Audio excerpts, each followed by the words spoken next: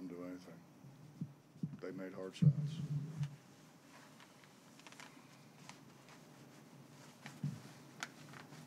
Offensively for you guys, first half, when they first take that lead, I think it was nearly a 9-minute stretch. You guys went without a field goal. What were they doing that made it tough on you? They went zone, and we didn't run our zone offense. Joe, talking about the guard play from Baylor, what made it so difficult for you guys out there on the floor, just having to guard against so many weapons? I wouldn't say it was difficult. I would just say, they're a really good team, well coached. Just felt like our effort level was there for a minute and then just kind of shut down. Coach, what do you think the main difference of playing them in Morgantown versus playing them here was? Obviously, a pretty close game over there, not so much today.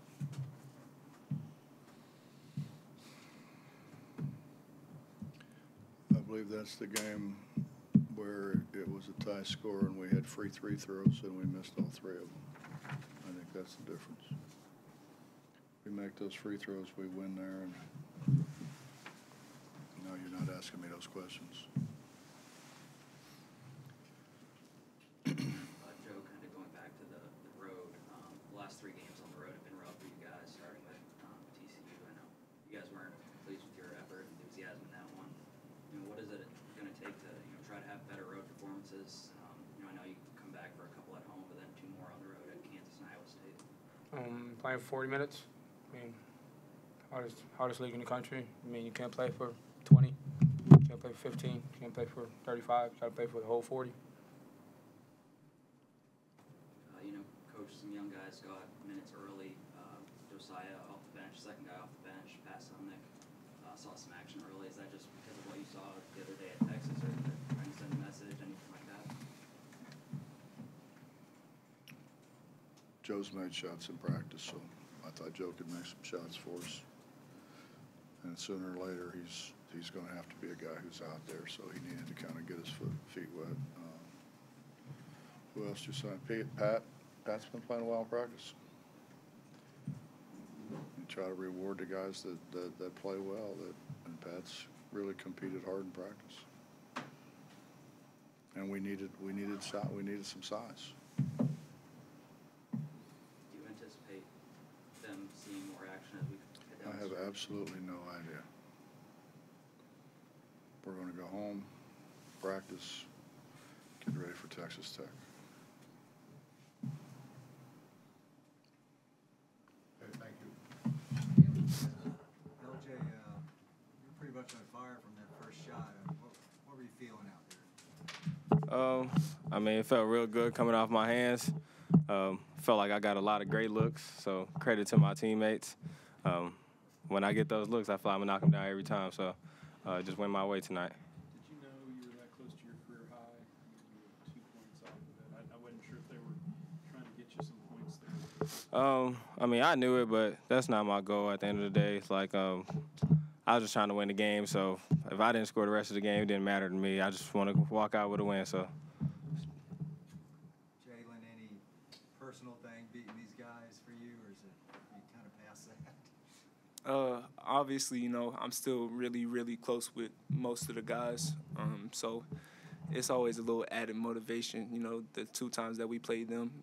It's really good to be able to sweep a team like them. They don't give up. They play hard for 40 minutes, and it feels really good, honestly. Did you land on your bottom back, or what happened? Nah, I caught a cramp in both my quads. I couldn't bend my legs, so I just had to just sit there. Yeah, it's like these 2. I took 2 of these little drinks. They're called hot shots, and they got me loosened up. LJ, against such a physical team like that's kind of their signature. Does it help to be able to shoot like that outside to kind of loosen things up? For sure, because they're trying not to let us get in the paint. Today they kind of closed out a little short, so I could tell they were really making it an emphasis to keep us out the paint. So when shots are going in, that always makes it easier. Jalen, you guys are tied for first now. I don't know if you knew that. Tech beat Texas tonight. I How does that feel after starting 0-3 in conference? It's a blessing, you know. It's just a credit to our guys, our staff, our support squad, our players. We could have easily gave up.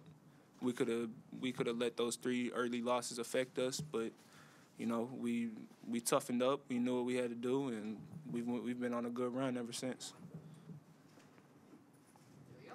LJ, Keontae didn't shoot much tonight. He had 9 rebounds, 7 assists, 4 steals. Is that just kind of what he can do? I mean, he can do a little bit of everything. Yeah, I always encourage him. Whenever you might not get many opportunities to shoot, I've had those games where I may have had 5 attempts, and it may be frustrating at times because, I mean, we know what we're capable of, but I just tell him to impact the game in other ways, and he went out there and did that today, and that shows maturity in him. LJ, it seems like every game you start off hot. Like you in the first half might be one of the most efficient scorers in the country. Is that something you like walk into every game thinking that's your role, is to kind of get the offense jump started?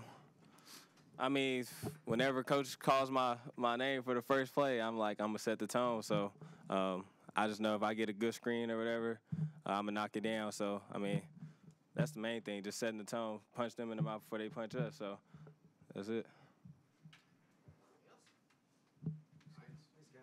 Thank you, guys. All's well that ends well.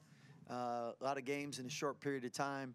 After starting out 0-3, a chance to be tied for first place. So now the real fun begins, and a lot of basketball left to be played. But like tonight, I could tell that John was getting more comfortable out there, and I thought the guards really did a great job.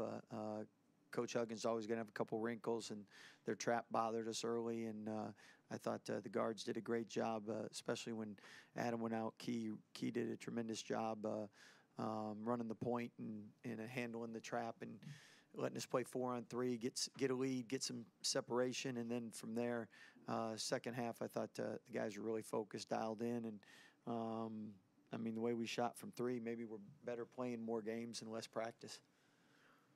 How much does that help? You know, guys like LJ are burying those threes.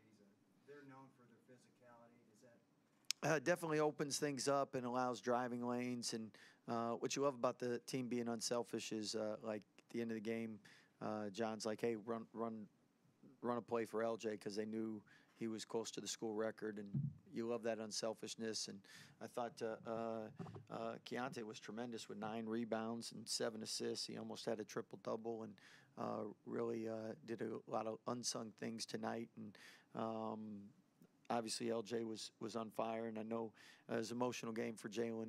A lot of friends and people he still respects, talks to.